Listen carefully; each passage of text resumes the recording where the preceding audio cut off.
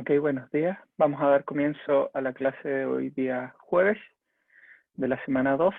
Entonces, un poco para resumir lo que estábamos viendo en la clase anterior, ya habíamos pasado de un poco de la estructura a elementos un poco más complejos, que es la siguiente etapa del puzzle, que es una vez que ocurre la falla, la ruptura, la propagación de estas ondas.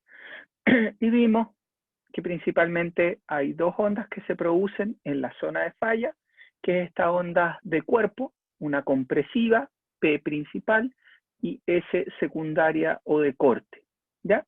Entonces, estas dos ondas, la principal característica es que una viaja mucho más rápido que la otra, y por lo tanto tenemos las ondas compresivas llegando a más rápido que las ondas de corte, ¿ya?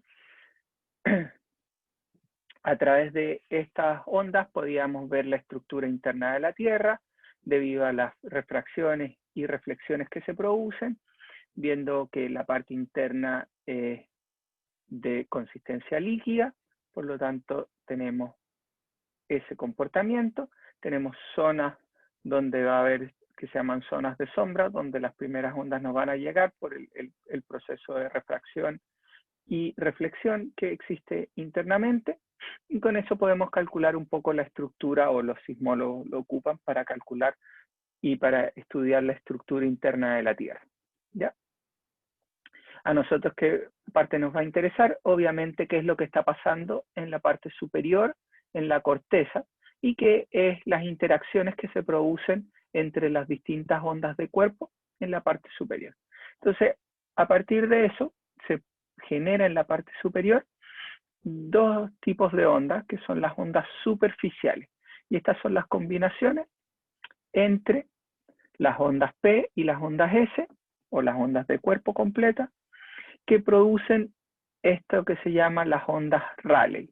¿Cuál es la característica principal de las ondas Rayleigh? Que son ondas elípticas retrógradas, es decir, su desplazamiento ocurre en una forma elíptica y en forma retrógrada, ¿ya? El movimiento que ocurre, y es una especie de oleaje que se produce en la parte superficial de la Tierra. Y el otro son las ondas Love o ondas de corte. Son estas ondas en progresión más horizontal, y en el cual el desplazamiento es mucho mayor en la parte superficial y va disminuyendo a medida que entramos en profundidad en la corteza. A partir de esto, vimos un poco el proceso de si estoy parado en distintos lugares, cómo puedo usar esta información para calcular la posición donde se encuentra la ubicación del hipocentro, ¿verdad? Que va a ser de valor, y adicionalmente con la información de los primeros pulsos de ondas, de estas ondas P y ondas S, podemos ver, principalmente de las ondas P, si es de positivo o negativo, sube o baja, o depende de la dirección donde esté analizando. La llegada de la primera onda indica zonas que voy a pintar de un cierto color y zonas que voy a pintar de otro cierto color, para ver lo que se llaman los planos de falla, que son las posibles zonas donde se está rompiendo. Y obviamente esto me va a generar un plano de falla más un plano de falla auxiliar, ¿ya? Siempre se generan estos, era lo que habíamos hablado y conocíamos como las famosas pelotas de playa o beach ball, ¿verdad? Que nos indican cuál es el plano de falla o la forma de falla que tiene la parte que se está rompiendo o el sismo, y también lo conocemos como el, ¿verdad? Entonces tenemos la zona de falla, ¿verdad? El mecanismo focal que nos indica esta pelotita, y con los, dependiendo si el movimiento es en positivo o negativo según nuestra orientación y nuestra definición, vamos a pintar esto para indicarnos qué tipo de falla es. Si es un tipo strike slip, es decir, si yo veo de frente, lo que voy a ver es un movimiento uno con respecto al otro. Si veo una falla normal, lo que estoy viendo es un deslizamiento. Si veo una falla inversa, lo que estoy viendo es el deslizamiento, pero en sentido contrario, es decir, típicamente procesos de compresión tienen este efecto de falla reversa, ¿ya? Y distintos tipos de falla. El cuidado que hay que tener con la visión de estas pelotitas es en la posición que uno lo ve. Típicamente estos son las representaciones cuando son vistas en elevación, es decir, pero en planta. Es decir, tengo la Tierra, veo la zona donde ocurre y la estoy mirando desde arriba, por lo tanto veo cómo es la zona de falla, ¿verdad? Si hago un corte en la corteza y veo la falla, estas van a ir cambiando, porque al ser una pelota en 3 dimensiones, dependiendo de la esté mirando, es la forma o los colores que estoy viendo de los planos de falla, ¿ya? Obviamente, si yo pongo la pelota que la estoy cortando en voy a ver un proceso de oscuro, claro, claro, oscuro, ¿ya? Dependiendo cómo sea en la zona que yo estoy mirando. Si lo estoy mirando desde arriba, obviamente voy a ver la pelota de playa típica y por eso nosotros estamos acostumbrados más a este plano porque lo estamos viendo directamente desde planta o desde arriba, ¿verdad? En planta. Podíamos ver que podíamos calcular la posición del hipocentro a partir de la llegada de las ondas P y ondas S, viendo la diferencia de tiempo que hay entre uno y otro. También podíamos ver la localización del terremoto, si tuviera varias de estas estaciones que me miden la llegada de la onda P y la onda S. Tengo los tiempos de diferencia entre uno y otro, por lo tanto puedo calcular la distancia o un radio hipotético de dónde ocurrió el terremoto, y si tengo varios de estos instrumentos con varios de estos radios, la intersección de todas esas áreas es la posible posición donde ocurrió el terremoto. Tenemos que pensar que obviamente este radio es en 3 dimensiones, no es solo en planta, ¿verdad? Estoy viendo porque es la distancia que se demoró desde el punto, desde el hipocentro hasta la zona donde lo estoy mirando, que es una distancia radial lo que estoy mirando. Después vimos un poco el proceso, viendo 2 casos de desplazamiento que se habían grabado con GPS y qué información podíamos ver. Este es el más interesante de ver, el de velocidades, en el cual ocurre la ruptura, ¿verdad? Para el terremoto de Japón. Y tenemos el proceso de viaje de las ondas, que se puede ver acá. Este es en vertical y aquí podemos ver en horizontal. Vemos una onda compresiva que va primero y después una onda de corte con las flechitas que vemos que van en 2 direcciones contrarias, una con respecto a la otra en el viaje de ondas que se produce a lo largo. Obviamente, esto tiene su tiempo y también las velocidades y el cuánto se percibe el movimiento depende cuán lejos yo esté de la falla. Estos grandes terremotos producen viaje de onda alrededor de toda la Tierra, activando los modos de vibrar que tiene la Tierra. Y el otro proceso que también teníamos que tener en consideración para estos grandes terremotos, y sobre todo nosotros en Chile, que tenemos el proceso de subducción, es que a medida que ocurre la subducción, el fondo marino va cambiando de posición y de repente cuando ocurre el terremoto, abruptamente cambia el fondo, por lo tanto desplazando un gran volumen de agua, que es la que produce finalmente el movimiento o olas que llevan al tsunami, ¿ya? Que es importante ver acá que no solo el desplazamiento del fondo marino es el que produce tsunami, hay también efectos de tsunami más o menos locales, pero es por un proceso de deslizamiento de grandes masas de tierra. Es decir, puedo tener un acantilado en el cual una zona de este se desprende y me produce un desplazamiento abrupto de gran cantidad de agua debido al terremoto, y este desplazamiento me va a provocar una ola que puede ser importante, pero va a estar localmente. Un poco lo mismo que pasa con los terremotos corticales, que localmente me generan mucho daño, pero rápidamente disipan energía, ¿ya? Por lo tanto, son terremotos más pequeños en cuanto a magnitud, energía liberada, pero como yo estoy sintiendo o estoy persiguiendo esta demanda mucho más cerca, voy a ver un pic de aceleraciones mucho más alto, y lo vamos a ver en las diapositivas que tenemos para el día de hoy, en el cual vemos grandes pics de aceleraciones, los tiempos de duración son más cortos, ¿verdad? Y esto hace que a medida que yo me aleje, rápidamente disipan energía.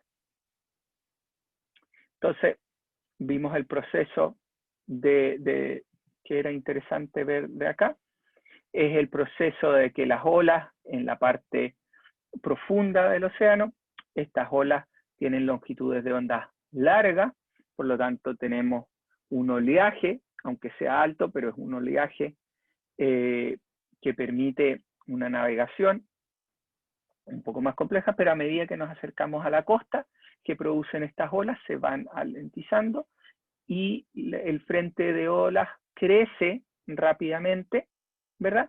Y es este frente de ola el que empieza a arrastrar cosas. Y los principales problemas que tenemos en tsunami es el arrastre de cosas a medida que entra en la línea costera, ¿ya? Y ese arrastre obviamente es el que genera daño y el que genera fatalidades muy lamentables en ciudades que se ven expuestas a estos eventos. Como es el evento de tsunami, tenemos propagación de las olas o de las ondas de oleaje a lo largo de todo el océano, y como vamos midiendo esto, hay una red de boyas a lo largo de todo el océano que nos permite mantener informados, y estas están todas conectadas entre ellas y se comparte información que es de gran valor para poder ir estudiando cómo se van desplazando y cuál es lo esperado en otros lugares del mundo, ¿verdad? Debido a estos grandes, para poder tomar las precauciones necesarias, ¿ya? Nosotros tuvimos, después del terremoto del 2010, en Japón y en Hawái tuvieron ciertas precauciones, ¿verdad? Por dar ejemplo de dos zonas, y lo mismo pasó cuando ocurrió el gran terremoto de Japón. Nosotros también tomamos cierto nivel de precauciones a la espera de la llegada de la ola y se fue monitoreando cómo iba la variación y estimando. La gracia de esto es que es un proceso que duró un cierto tiempo, lo cual nos da tiempo para prepararnos y poder analizar en buena forma cómo va a ser la ola o predecir de mejor forma cuál es la ola que vamos a llegar. Y ahí vamos a ver un poco también lo que se llaman métodos de alerta temprana, pero no para tsunami, sino para terremotos. ¿Qué es lo que hacen? Vimos lo de la teoría de rebote elástico, que es este proceso que en la zona de contacto tenemos ciertas asperezas o ciertas zonas donde están acopladas, ciertas zonas donde no están acopladas, y este acoplamiento lo que va produciendo es una acumulación de tensiones hasta que llegan a una capacidad máxima, como todo en la vida. Esto no es tan blanco y negro, tiene una variabilidad, y por lo tanto uno sabe más o menos cuánto es la capacidad promedio, estima más o menos cuánto es el tiempo promedio que necesita para acumular ese nivel de energía, esta zona de contacto, y una vez que se llega a eso se rompe, ¿verdad? Se libera la energía, hay un tiempo de reacomodo de las placas debido a las tensiones internas hasta que se vuelva a acoplar, y ahí se vuelve a empezar a acumular energía hasta que venga el próximo evento de gran magnitud. Por lo tanto, siempre tenemos que estar esperando el próximo gran terremoto. ¿Por qué? Porque tenemos la zona de contacto, las placas siguen moviéndose, por lo tanto siguen acoplándose, y cada cierto tiempo tenemos que tener una liberación de energía. Mientras más tiempo pase, pueden estar pasando dos cosas, que el reacomodo se va generando y por lo tanto la energía necesaria no se ha acumulado completamente, o la zona de acoplamiento es mucho mayor después del evento anterior, y por lo tanto ahora necesito mucho más energía para poder liberar esto, ¿ya? Pero más o menos se tiene que las zonas son más o menos constantes, eso es lo que se tiene estudiado, y también vamos estudiando a través de GPS cuáles son estas zonas acopladas para tener una estimación de qué lugares podemos predecir que pueden empezar con la ruptura, ¿ya? Porque van a ser zonas que están mucho más acopladas y sabemos que en esas zonas se está acumulando mayor energía y por lo tanto en esa zona vamos a tener mayores desplazamientos una vez que se alcance la capacidad máxima de tensión. ¿Alguna duda o consulta hasta acá?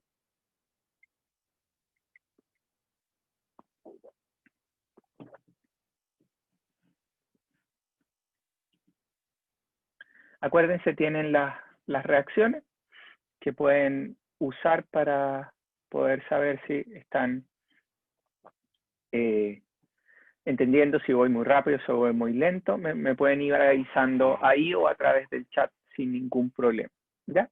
Y el chat siempre está abierto, cualquier duda, cualquier consulta que tengan, por favor me lo van haciendo para poder ir aclarando, ¿ya? No es necesario que yo haga la pausa para preguntar si hay alguna duda o consulta. En cualquier minuto de algo que yo haya dicho, que no haya quedado muy claro o que no se entienda, porque también pueden haber problemas de comunicación en que no se entienda o se haya quedado congelado un segundo lo que yo estoy diciendo.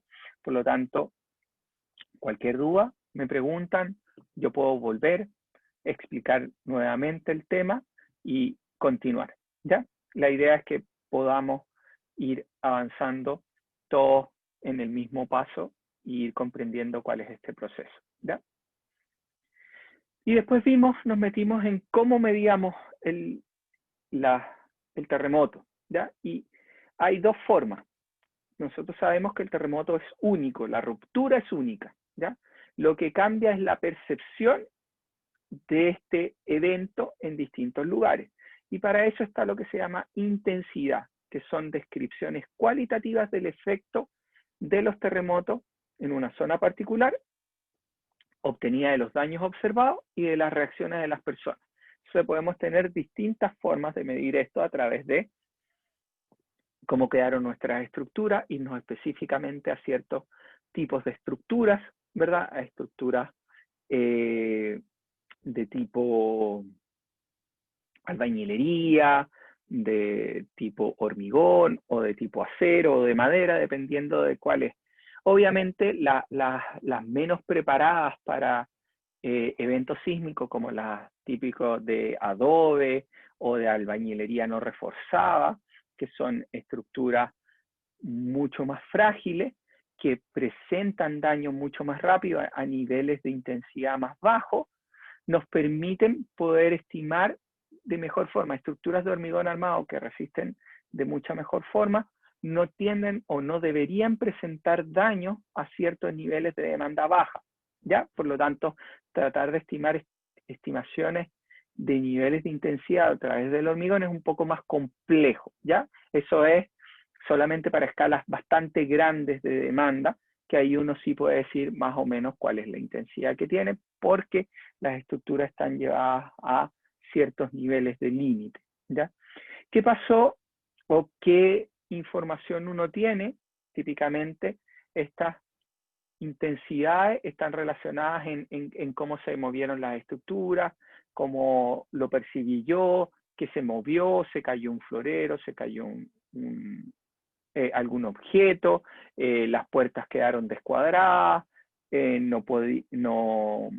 no funciona algo, se caen los servicios básicos, no se caen los servicios básicos, los sistemas de rieles, las carreteras, y uno puede ir ajustando eso en distintos niveles. Obviamente, nuestra estructura y nuestra infraestructura cada vez está siendo diseñada para tener un comportamiento mucho más resiliente. Es decir, ya nosotros no queremos tener un tiempo de caída de los servicios básicos.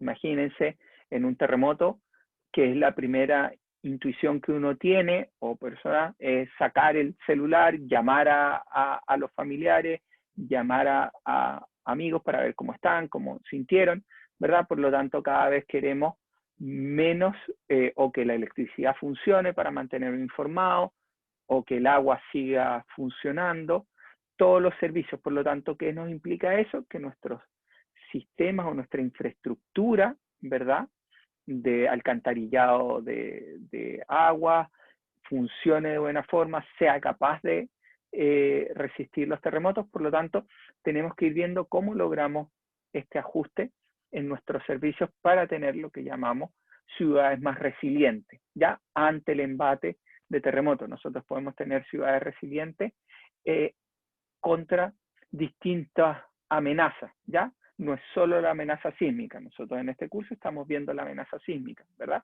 Pero podemos tener, si fuéramos en otros países, tienen amenazas no solo sísmica, tienen amenaza de tifones, de huracanes, podemos tener amenazas climáticas, podemos tener de avalanchas, podemos tener distintos tipos de amenazas en nuestro evento. Nosotros estudiamos el sísmico porque es el que mayor demanda nos produce en nuestras estructuras,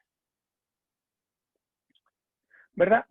Entonces, ¿y qué otro punto y por qué se tiene también para terremotos antiguos? Tenemos bastante información de lo que ocurría en los pueblos a través de la recopilación de datos que se generan en iglesias, ¿verdad? ¿Y por qué se producía esto? Obviamente porque ¿qué hacían las iglesias? Las iglesias de cada uno de los pueblos en los cuales se veía afectado por un terremoto, escribían al vicerreinato y escribían a la iglesia para pedir ayuda o fondos para reparar la iglesia, para ayudar al pueblo, y por lo tanto, en estos escritos se detallaba de muy buena forma todo lo que había pasado, qué daño había ocurrido, cómo habían sido los daños, cómo se había percibido, de forma tal de poder recibir fondos para ayudar en la reconstrucción, ¿ya? Y por eso uno tiende a terremotos muy antiguos que no se tiene mucha información, trata de, a través de estos escritos históricos, poder recopilar cuál es la información para hacer una estimación aproximada de qué tipo de terremoto o de qué magnitud o de qué percepción fue lo que se estimó en esa zona. Tenemos intensidades dadas por el profesor Monge y Astroza, también para estructuras de albañilería y de adobe. Y después tenemos la otra forma de medir, que es a través de magnitud, ¿ya? Y después vamos a ver una tercera, que también es cuantitativa, pero tiene que ver de lugar en lugar, cómo yo mido mi registro en una zona específica. Entonces, la gracia de la magnitud, que mide el tamaño específico del terremoto y mide principalmente cuánta energía se liberó. Y para esto existían distintas metodologías, y la que nosotros más vamos, o la que conocemos de mejor forma, es lo que se llama la magnitud local de Richter, que es la típica y que uno la tiende a confundir, que hoy en día te hablan de magnitud, pero hoy en día se habla de la magnitud de momento. Antiguamente, en los terremotos más antiguos, cuando hablan de magnitud, están hablando de la magnitud de Richter, que se tomaba en un sismómetro de Wood-Anderson a una cierta distancia, ¿verdad? Se medía cuáles eran las amplitudes que se observaban en el registro y con eso se tabulaba y se entraba y se determinaba cuál era la magnitud. Hoy en día usamos una metodología distinta en la cual está considerado, ¿verdad?, el área de ruptura, el desplazamiento promedio que se produce en esa área, más un factor, si quisiéramos pensarlo en forma simple, un factor como de roce, ¿verdad? Entonces lo que tenemos es cuánta energía o cuánto momento sísmico se produce en esa ruptura, que tiene que ver con cuál es la zona acoplada, ¿verdad? El área y cuánto se desplazó en esa zona acoplada. Entonces tenemos una especie de fuerza y tenemos un desplazamiento, lo que nos da una unidad de energía de lo que se está produciendo en esta zona, en forma simple estoy hablando, obviamente, ya para entender qué es este momento sísmico, que habla de cuánto es el movimiento que se está produciendo. Obviamente esto es mucho más complejo, porque sabemos que el desplazamiento no es un desplazamiento uniforme, sino hay unas zonas que se desplazan más que otras, ¿verdad? Y una vez que yo ya tengo el momento sísmico, lo meto en esta tabulación para poder estar más o menos tabulada con el resto de las magnitudes, que todas estén más o menos en la misma nivel. Y por eso, para terremotos antiguos bajo 7, ¿verdad? 6.5, 6.7, podemos usar indistintamente todas estas magnitudes. Y por eso se tienden a confundir cuando hablamos de magnitud y no se le pone el apellido, si es magnitud de momento, magnitud local de Richter, si es magnitud de ondas superficiales, ¿verdad? En este caso, porque en esta zona más o menos todas entregan similares respuestas, pero a medida que la magnitud crece es cuando se empieza a generar la saturación de las distintas tipos de respuestas. Y después vemos que hay zonas donde no es capaz de medir de buena forma, mientras que la magnitud de momento, que tiene que ver con esta dimensión de desplazamiento y esta área de zona de ruptura, es mucho más fácil encontrar cuánto es el momento y no se va a saturar. Por lo tanto, podemos estimar cualquier tipo de registro. Y después, finalmente, empezamos a conversar acerca de si comparábamos con distintos eventos que conocemos de mejor forma, los distintos tipos de terremotos, con distintos tipos de eventos que generan gran liberación de energía. ¿Y qué tenemos que ver? También tenemos que ver eventos que hay de tipos corticales que generan grandes magnitudes de intensidad, ¿verdad? Y después tenemos eventos subductivos, que son los que generan ya importantes niveles de magnitud de energía, y esto se debe a que la zona de contacto es bastante grande, por lo tanto la zona de ruptura que se puede producir, estamos hablando de cientos de kilómetros, ¿ya? Que se pueden generar. Ejemplo, el del 2010, tenemos que es alrededor de 400 kilómetros por 150 kilómetros la zona de ruptura, ¿ya?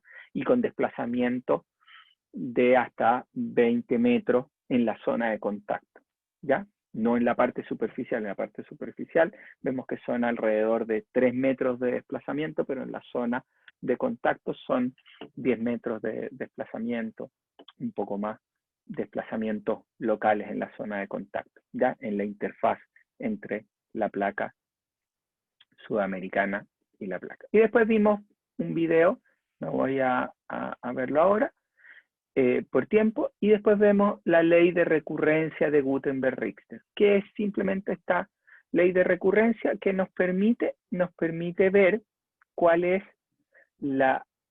y lo que estamos tratando de analizar acá, es cuál es la tasa de recurrencia anual de excedencia de un cierto nivel de magnitud. ¿Cómo se arman estas curvas? Simplemente se toma el catálogo de registros sísmicos que se tiene y se clasifican según magnitud, ya que hay que ver la magnitud en que queramos ver, y se agrupan en cierto número de grupos. Entonces se dice cuántos registros en ese periodo de tiempo que se está estudiando hubieron con magnitud mayor a 6, con magnitud mayor a 6,5, a 7, 7,5, 7 y así sucesivamente, ¿verdad? Y uno lo puede ver en cuanto a número en un tiempo dado, o lo puede normalizar en una tasa de excedencia anual, es decir, cuántos mayores a 6 yo observo anualmente en promedio, ¿verdad? Y es el número partido por el tiempo en el que se está viendo el catálogo. Por lo tanto, lo más importante es poder tener el catálogo más extenso posible, ¿verdad? Con la mayor cantidad de años para poder tener en promedio un buen valor, ¿ya? Y esto, obviamente, esto tiene una cierta dispersión. Acá estamos viendo el valor medio de lo que pasa, porque obviamente no siempre tenemos todas las mediciones, no siempre están los catálogos completos de terremotos, porque tenemos una historia de lo que nosotros conocemos de registro, es bastante corta, no es tan extensa, y por lo tanto nosotros empezamos a tener problemas en esta zona, ¿ya? En la zona de grandes magnitudes, porque empezamos a tener muy pocos eventos. Y en esta zona pueden ocurrir dos cosas.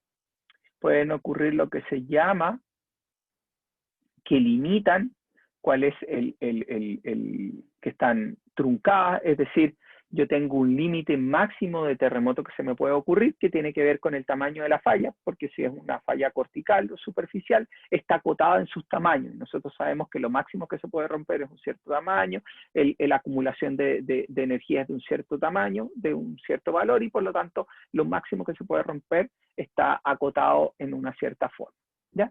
Y lo otro es que después de cierto evento, uno ve más o menos el mismo número de registros y no hay una diferencia tan grande, y puede que cambie un poco la pendiente de la curva. Obviamente siempre esto está viéndose en un log norm, en logaritmo, ¿verdad? Y en escala lineal.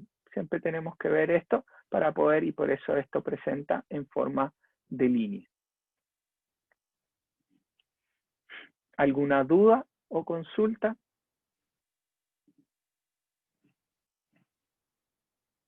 Voy a...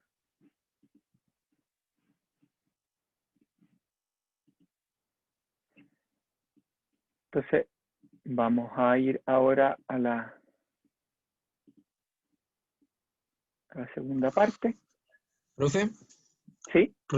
respecto a lo que había mencionado en la clase anterior y al principio de esto de los tsunamis, el segundo modo de generar tsunamis cuando hay como derrumbes de tierra o algo así que explico.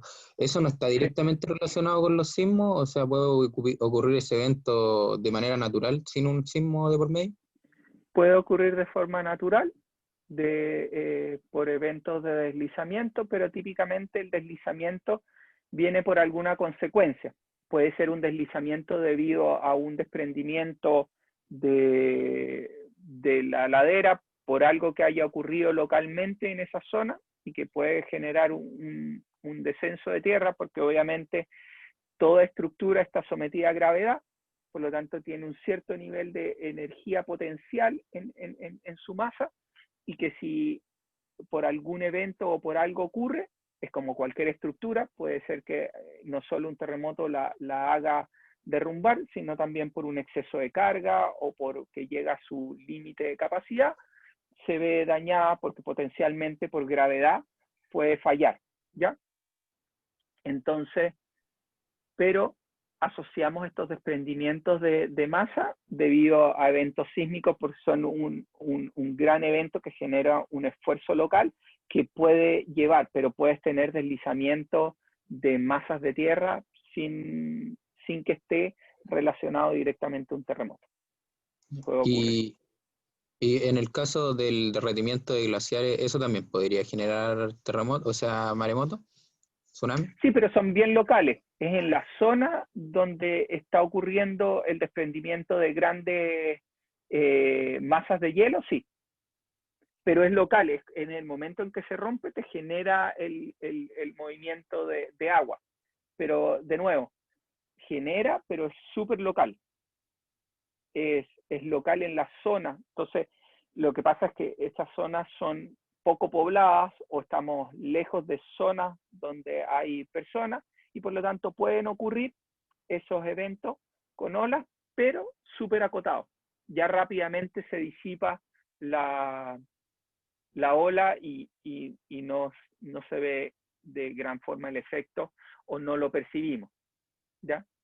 Porque como todo, si no afecta un poco a las personas, uno no tiende a tomarle gran o a medirlo de buena forma. No sé si eso contesta.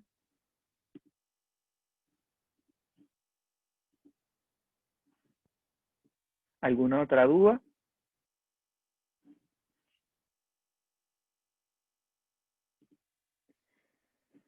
Entonces, están viendo ahora la siguiente, lo que vamos a ver hoy día, ¿ya? Que vamos a empezar a avanzar, y es un poco instrumentación o sistemas de instrumentación de medida de sísmica, parámetros básicos para la caracterización, que es la siguiente forma que medimos los eventos sísmicos, y nos vamos a entrar directamente a lo que a nosotros nos interesa, que es la siguiente parte del puzzle, y es analizar localmente lo que pasa en Chile. Ya vimos en forma más global y genérica lo que pasa.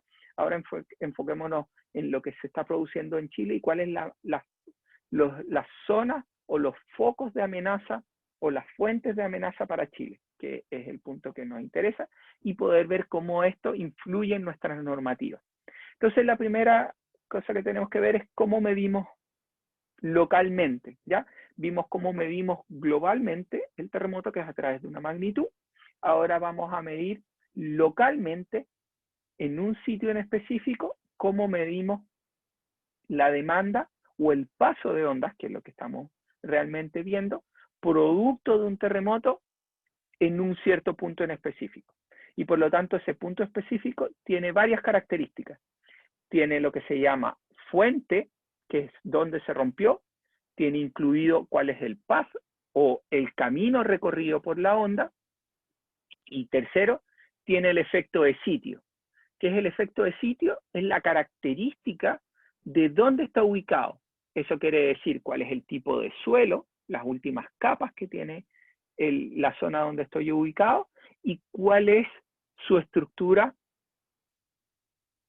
geográfica. Es decir, esto es, o topográfica, para ser más específico. Estoy en un plano, estoy en una ladera, ¿verdad? O estoy en un cerro, estoy en una depresión.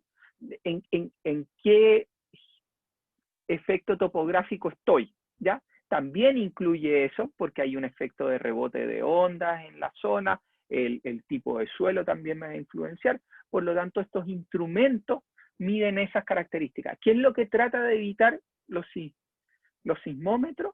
O dónde uno instala los sismómetros, trata de instalarlos. ¿En qué parte ustedes lo instalarían? Si les dijeran, yo necesito instalar un sismómetro, y esto obviamente lo que lo usan es para medir la estructura o cuál es la llegada de la onda P y la onda S. ¿Ya? Por lo tanto, ¿qué es lo que yo quiero? Quiero que esté lo menos afectado posible por cualquier cosa. Y para lograr esto, ¿en dónde debería estar instalado este tipo de instrumento? Lejos de la ciudad, como en un cerro o algo así. Sí, debería estar, como dice, en algo, en un cerro tendría un efecto topográfico, ¿ya? Por lo tanto, no quisiera, lo puedo tener, pero trato de evitar eso.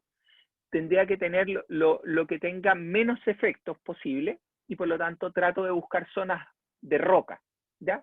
Donde el suelo sea duro, porque ahí puedo tratar de tomar directamente lo que viene del registro, de la fuente y del camino desplazado, y no estoy incluyendo además efectos de sitio, que vamos a ver cuál es el efecto que produce en zonas de suelos distintas, ¿ya? Aquí existen distintas y muestran desde algo muy, muy antiguo, que uno de los primeros sismómetros, que en realidad lo que es simplemente, era un jarrón donde estaba lleno de pelotitas internamente, y aquí no sé si se ve bien, pero lo que hay son como cabezas de dragón, ¿verdad? Y aquí hay unos sapitos con la boca abierta. ¿Y qué pasaba esto? Estaban en distintas direcciones. ¿Y qué te permite esto? Una vez que ocurre el movimiento sísmico, esto de gran peso se queda más o menos parado en el suelo y mide el movimiento horizontal. Y obviamente ese movimiento horizontal que me produce, que las pelotitas que están dentro caigan a un cierto nivel, pueden ser. Entonces lo que produce esto es cuánto, en qué dirección se estaba moviendo, ¿ya? Y cuánto atrapaba uno para ver el nivel de alguna forma de cuál fue la intensidad que se midió en esa zona, ¿ya? Y hay distintos, desde algo tan simple como eso, ya a estructuras mucho más complejas y que son las que usamos hoy en día. Y el principal punto de esto tratan de reflejar, como habíamos visto antes, el desplazamiento o la velocidad, principalmente velocidad, que se está midiendo. Son bastante sensibles y por lo tanto se tienden a saturar rápidamente, es decir, son movimientos casi imperceptibles, ellos los amplifican de gran forma para poder estimar cuál es lo que se está. El otro tipo de instrumento que usamos es el GPS, ¿ya? Que son estos instrumentos que están anclados a roca con una gran antena y permiten, a través de los satélites, poder referenciar cuánto es lo que se está desplazando, ¿ya? ¿Y por qué tienen que ser tan robustos esto? Porque lo que nosotros queremos medir es cómo varía la corteza terrestre o la superficie, cómo se va deformando a medida que está avanzando el tiempo en este proceso de acoplamiento, ¿ya? Entonces, este es un punto donde estamos midiendo cuánto se está desplazando esto. Podemos tenerlo a través de boyas que nos miden cuánto es el cambio entre el fondo marino y la parte superficial. También podemos medir eso. Y toda esta información se recopila y se tiene un mapa de cómo se está deformando, y a través de estos mapas de deformación podemos ver antes del terremoto, ¿verdad? Podemos ver cómo se está acoplando, dónde se está acoplando a través de procesos de metodología, procesos inversos. Podemos estimar cuáles son las zonas más acopladas, como hace el profesor Francisco Ortega en geofísica, o podemos usar esto para el momento del terremoto, como aparece acá, ver cuánto es lo que se está desplazando un punto. Y podemos ver que son alrededor de 2,5 a 3 metros lo que se movió la ciudad de Concepción durante el terremoto, ¿ya? Obviamente esto se produce en un periodo de tiempo y es un movimiento de deslizamiento, y que internamente a este deslizamiento obviamente tenemos movimientos locales debido a los terremotos, al terremoto que se está generando en la zona. Y por último, vamos a ver el instrumento de medición que nosotros más usamos como ingenieros estructurales, que son los acelerómetros. ¿Que miden esto? Miden la aceleración del paso de las ondas por un lugar. ¿Y por qué es importante esto? Porque estos tienden a no saturarse, ¿ya? Y nos permiten medir el movimiento fuerte, que es lo que nos interesa a nosotros. ¿Y por qué nos interesa el movimiento fuerte?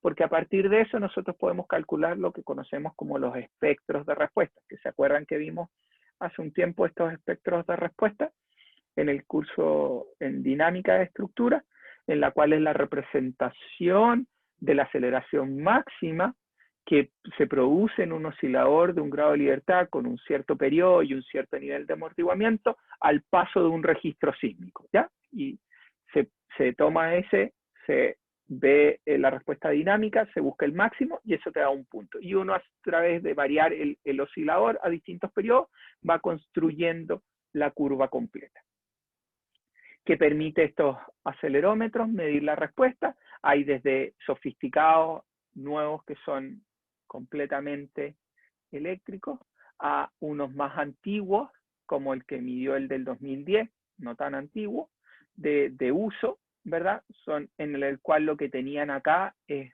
una película de fotografía, ¿verdad? Y esto tenía un pequeño tamborcito y tenía un haz de luz. Entonces lo que hacía era, una vez que se producía el terremoto, pasa el haz de luz y empieza a revelar la película fotográfica. Entonces esto empezaba a girar, el haz de luz se movía, reflejando lo que era la aceleración del suelo, y este haz de luz va generando en la película, a medida que esto va girando la película, se va marcando. Después del terremoto había que ir con mucho cuidado, sacar la película para que no se echara a perder. Después se iba, se revelaba la película, se tenía el registro en una película fotográfica, y con eso se iba y se digitalizaba a mano. Un proceso bien arcaico, y uno si piensa, hasta el 2010 hacíamos eso, el registro de Concepción, que es uno de los más valiosos que hay de registros sísmicos en el mundo de un evento de gran magnitud en un tipo de suelo blando, se grabó en uno de estos instrumentos, ¿verdad? Que hoy obviamente ya los hemos ido cambiando por instrumentos un poco más sofisticados, y el que se grabó en el 2010 está en la universidad, lo tenemos ahí de evento histórico de uno de los instrumentos que permitió grabar el registro. Esto se mantenía por el Departamento de Ingeniería Civil, gracias al trabajo del profesor Rodolfo Saragoni y Rubén Borochek, y también al trabajo arduo de Pedro Soto y distintos colaboradores, que cada cierto tiempo, porque si se imaginan la película fotográfica, esto están por años estos instrumentos colocados, y obviamente las películas, no podemos dejar la película ahí y esperar 5 años y que automáticamente funcione cuando venga el terremoto. No, entonces había que ir constantemente a hacer estos viajes a los distintos lugares donde tenían los instrumentos colocados, ir, sacar la película, aunque no se hubiera usado, porque se pegaba a la película, tomar un nuevo rollo, colocarlo, ver que el instrumento estuviera funcionando bien, y vamos así trabajando. Hoy en día, por suerte, todo ha ido cambiando. Estos instrumentos los hemos ido modificando, los más antiguos, conectándolos con celulares, y estos celulares nos permiten comunicarnos vía remota, ver el estado del equipo, ver si el equipo no está funcionando, y ahí mandar equipo. Y obviamente, hoy tenemos la gracia, después del 2010, hubo una colaboración del gobierno con distintas instituciones, la Universidad de Chile, y se formó el Centro Sismológico, que ahora nos permite tener una red muy robusta, bastante más robusta de lo que teníamos anteriormente, que era un grupo de acelerómetros dispersos en Chile, puestos y mantenidos por el Departamento de Ingeniería Civil para poder medir estos eventos fuertes. La gente de geofísica también tenía unos sismómetros también distribuidos a lo largo de Chile y otros acelerómetros en distintas partes, pero hoy en día ya tenemos un esfuerzo mancomunado de Chile, del gobierno, de distintas instituciones, que por suerte ahora se preocupan y tenemos una red mucho más distribuida de registro, y que ellos ahora nos proveen y mantienen los registros. Nosotros como departamento seguimos manteniendo los equipos más insignes o los que hemos tenido registro a lo largo del tiempo. ¿Y por qué es importante esto mantener? Porque nos permiten ver cuál es la evolución. Si medimos otro registro, otro terremoto, podemos ver cómo es su evolución, ¿ya? Finalmente, ¿qué nos permite registrar esto? Nos permite registrar el evento sísmico, ¿ya? Cómo es el paso de las ondas en este lugar. Y aquí vemos dos escalas distintas. En esta escala vemos distintos tipos de terremotos, ¿verdad? Todos escalados a la misma nivel de aceleraciones, y vemos su duración en tiempo, ¿ya? Entonces, obviamente, tenemos acá el de Yoyeo de 1985, que tiene un tiempo de duración bastante grande, tiene niveles de aceleración. Tenemos el de Northridge, que obviamente tiene pic de aceleraciones más altos que el de Yoyeo, siendo un terremoto de magnitud menor, pero tiene una duración menor. Estos pulsos son locales, ¿ya? En un lugar específico, y es porque estos son de tipos más corticales, son superficiales, ¿ya?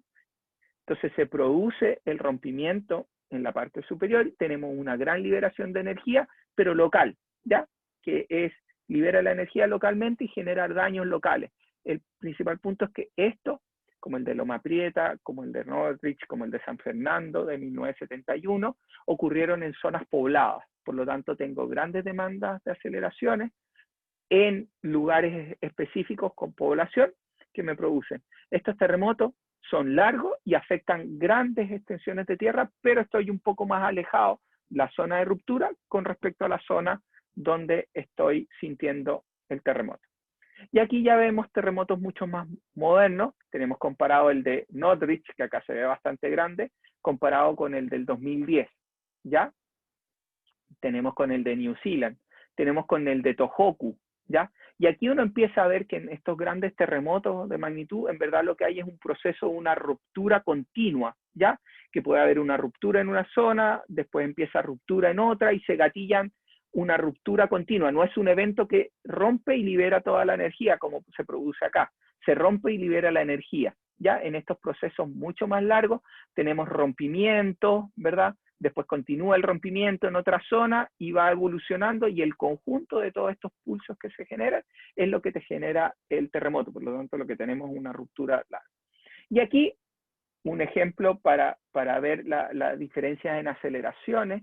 En realidad, este es una montaña rusa, ¿ya? Que se llama Goliath, que está en Six Flags en Los Ángeles, ¿verdad? Y lo que vemos los niveles de aceleración comparados. Y para ver, este es Six Flags. Ahora que estamos todos encerrados, no podemos ir a ninguna de estas cosas. Esperemos que pronto podamos volver a una vida un poco más normal. Pero lo que quiero recalcar con esto es que los niveles de aceleración, incluso en el de Tohoku, son mucho más altos.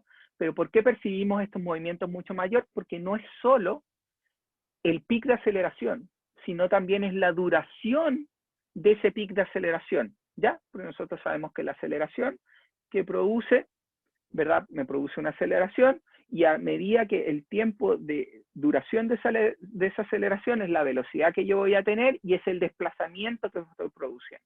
Entonces, no solo es el pic de aceleración, sino también es cuánto dura ese pic de aceleración, es lo importante. Si yo tengo un pic de aceleración, ¿verdad?, que es en una onda mucho más lenta, es decir, voy a estar dando gran aceleración por mucho tiempo, eso me va a producir un gran desplazamiento sobre la estructura, ¿ya?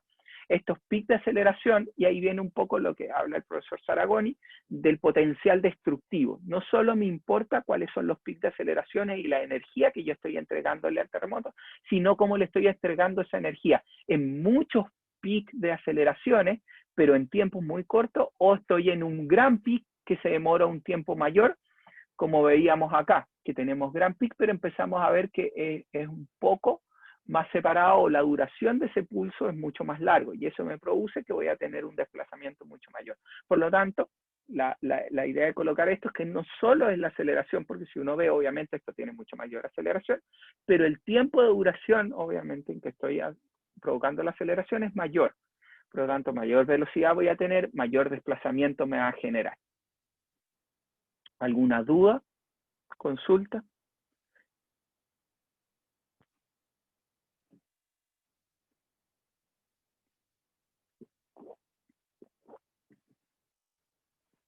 Entonces, ¿qué estamos viendo acá?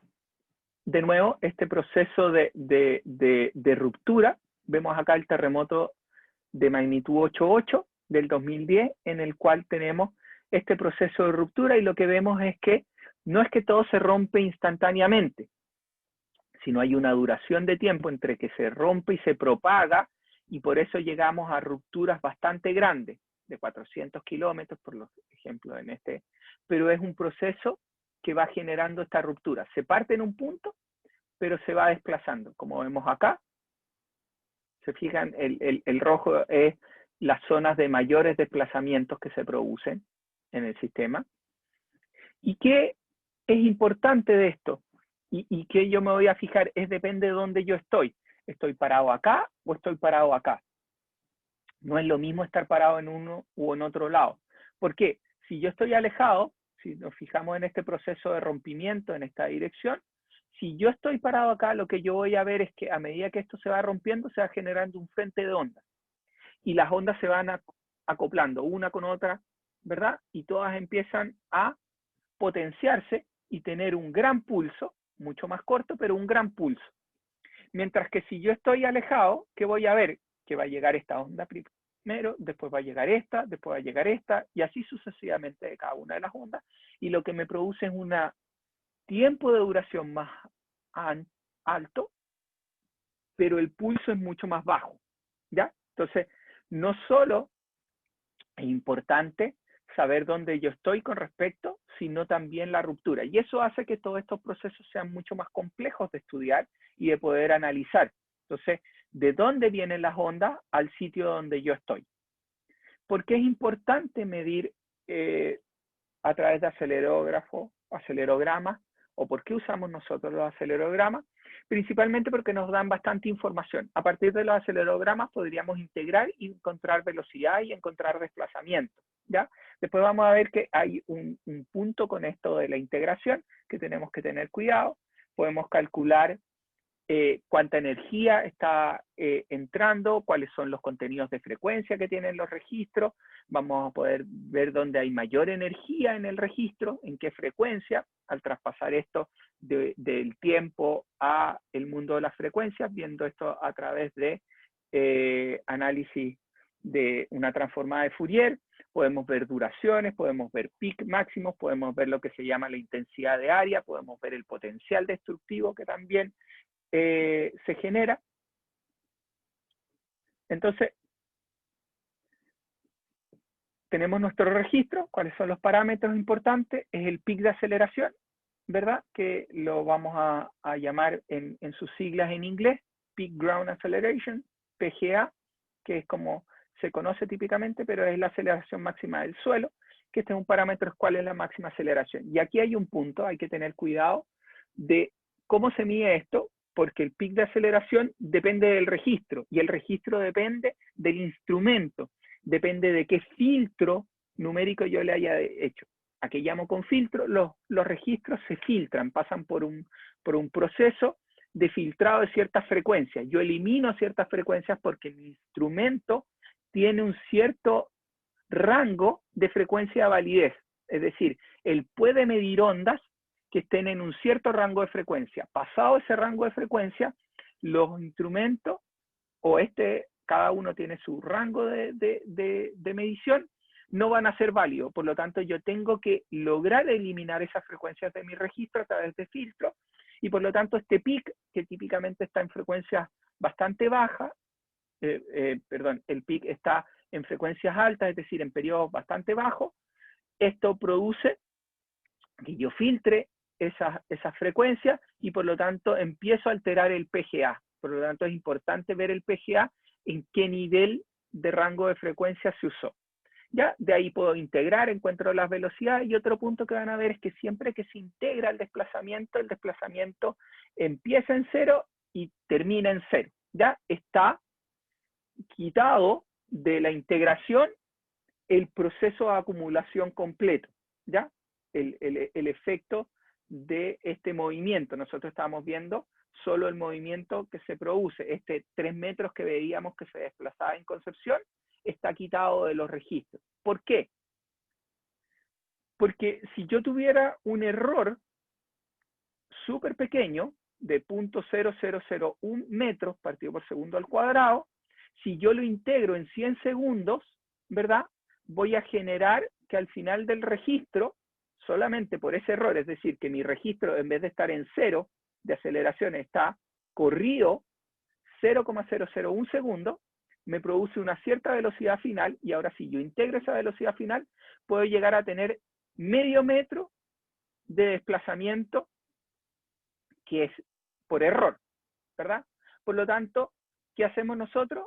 Se le quita este efecto con un procedimiento que se llama detrend, que se quita la tendencia lineal que se puede producir en el registro del integral y vuelve a quedar en 0. Y por eso nosotros vemos que los registros de desplazamiento empiezan y terminan en 0 típicamente, ya cuando hablamos de registros de aceleración de suelo, pero es por este proceso. ¿Qué podemos hacer? Podemos agregarle este desplazamiento. ¿Por qué? Acuérdense que al integrar aparece una constante, ¿ya? Y es esta constante la que nosotros tendemos a perder, que no podemos calcular con el acelerograma solamente. Necesitamos algo que nos vaya diciendo cuál es esa constante. Y esto lo podemos usar a través de GPS, ¿ya? Que nos permiten combinar. Y finalmente, vamos a ver otros parámetros como la intensidad de área, que es bastante interesante y que nos permite medir cuál es o cómo va ingresando la energía a nuestra zona, ¿verdad? Y esto lo determinó Arias en 1970, que es un profesor que tuvimos acá en la Universidad de Chile, un gran profesor, en el cual él generó esta medición que se usa a nivel mundial, que es la intensidad de área, y que nos permite tener una relación de cómo está entrando la energía dentro de la estructura. Entonces, ¿qué nos va a importar? Si esto es mucho más empinado o mucho más lento. Y a partir de esto se generaron lo que se llama el tiempo de duración del movimiento fuerte, que se habla entre el valor del 5% y el 95% de esta energía o de esta curva. Si yo estoy entre el 5% y el 95%, el profesor Trifúnac generó esto que se llama el tiempo de duración. El profesor Saragoni agregó a la intensidad de área esto que llamábamos la intensidad de cruces por cero. ¿Y por qué? Porque como habíamos dicho, no es solo el pic de aceleración y cómo yo estoy entregando esta energía en total, sino también el tiempo, sino también en cuántos cruces yo lo estoy haciendo. Lo estoy haciendo en un solo pic, lo estoy haciendo en 2 pic, lo estoy haciendo en 3 pic. Entonces este proceso de que es muy rápido o estoy más lento y le estoy dando grandes desplazamientos, ¿verdad? Y que me van a generar velocidades y desplazamientos en mis componentes, o lo estoy haciendo grandes pics de aceleraciones, pero en periodos muy cortos. Esto era lo que llamábamos el tiempo de duración de movimiento fuerte, que es una definición entre el 5% y el 95%, determinado por Trifúnac y Brady en 1975. Entonces vamos a quedar hasta acá. Estamos justo en la hora, en los 60 minutos de clase. ¿Tienen alguna duda o consulta? Y vamos a empezar a ver la próxima clase, que ya tenemos la próxima semana, es de receso. En la semana 2, según el calendario, deberíamos tener un ejercicio, que es cada 2 semanas. Este ejercicio obviamente va a empezar a contar después de la semana de descanso para el tiempo de duración. La semana de descanso no incluye el tiempo que se le da a la tarea. La tarea empieza a contar el tiempo de duración después de la semana de descanso, ¿ya? Que va a ser un ejercicio que va a incluir esta información, un poco de calcular la magnitud para un registro, dado que yo les doy ciertas informaciones, ver cuál es la diferencia, cuánto más energía libera un terremoto si aumentamos en 1 la magnitud, para que entiendan cuál es la relación, ¿ya? Y cuánto vale ese valor, y lo vamos a ver después en un par de clases más. Vamos a volver a ver eso. ¿Alguna duda o consulta que tengan?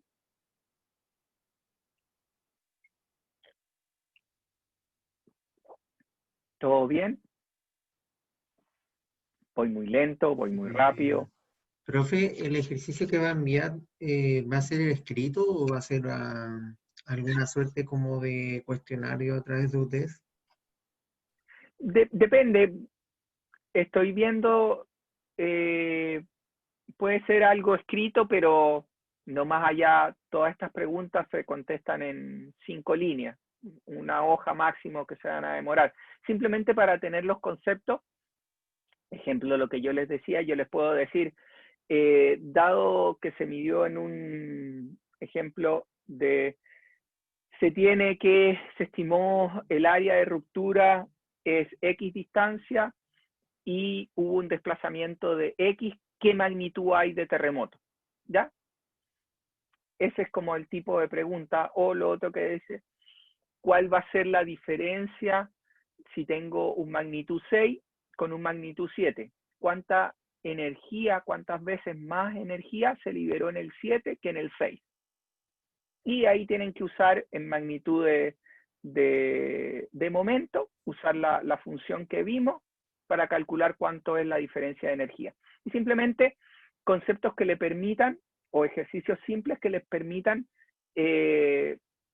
pensar de lo que vimos y entender un poco mejor o reforzar lo que se habló en clase, que es bastante información. Listo, profe, muchas gracias. No hay ningún problema. ¿Alguna otra duda? ¿Consulta?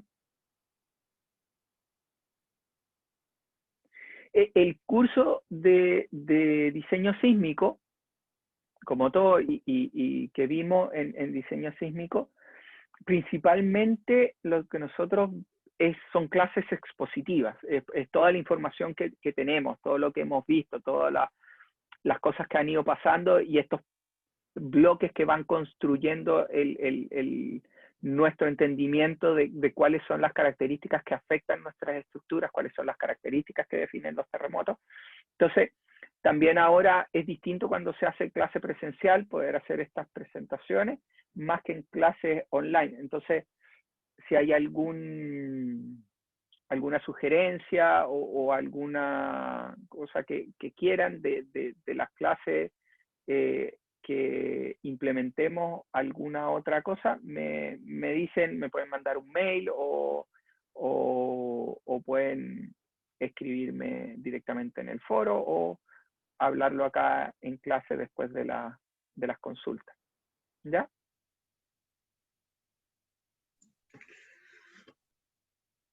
Bueno, profe, gracias. Si no hay ninguna otra duda o consulta, que tengan un buen fin de semana, que tengan una semana de descanso y por favor cuídense. tenemos que seguir todos con las medidas sanitarias para poder salir y continuar bien el semestre. Entonces, que tengan un buen fin de semana y una buena semana de descanso junto a sus familias. Que estén bien. Nos vemos.